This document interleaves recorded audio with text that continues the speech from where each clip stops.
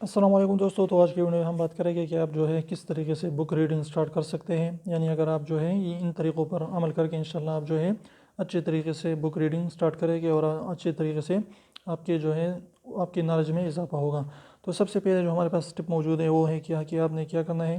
کہ جب بھی آپ کوئی بھی جو ہے بک خریدنا چاہتے ہیں یا اس کو سلیکٹ کرنا چاہتے ہیں کہ کون سا بک جو ہے میں خریدوں تاکہ اس کو جو ہے میں پڑھوں،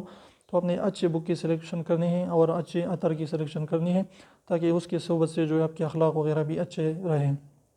اس کے بعد آپ نے کیا کرنا ہے کہ بک کو اپنے ساتھ رکھنا ہے، یعنی اس کو جو ہے اپنے سے دور نہیں رکھنا کہ جب بھی آپ کے دل چاہے تو آپ کے جو ہے چارپائی کے نزدیک جو ہے آپ کے بیڈ کے نزدیک ہونا چاہیے اور ڈائریکٹ آپ اس کو اٹھائیے اور ریڈنگ سٹارٹ کریں. تو اس طریقے سے اس کو جو ہے اس کے لیے جانا نہ پڑے ورنہ آپ کے جو ہے پھر آپ سے ریڈنگ نہیں ہو پائے گا. اس کے بعد آپ نے رائٹ ٹائم کا جو ہے سلیکشن نہیں کرنا کہ جب اس طریقے سے میں یہ کروں گا اس کے بعد میں ریڈنگ سٹارٹ کروں گا، تو یہ آپ نے نہیں کرنا، بس سیدھا سٹارٹ کرنا ہے جب بھی آپ کو اچھا لگے. اس کے علاوہ اپنے لیے جو ہے آپ نے منتخب کرنا ہے کہ میں نے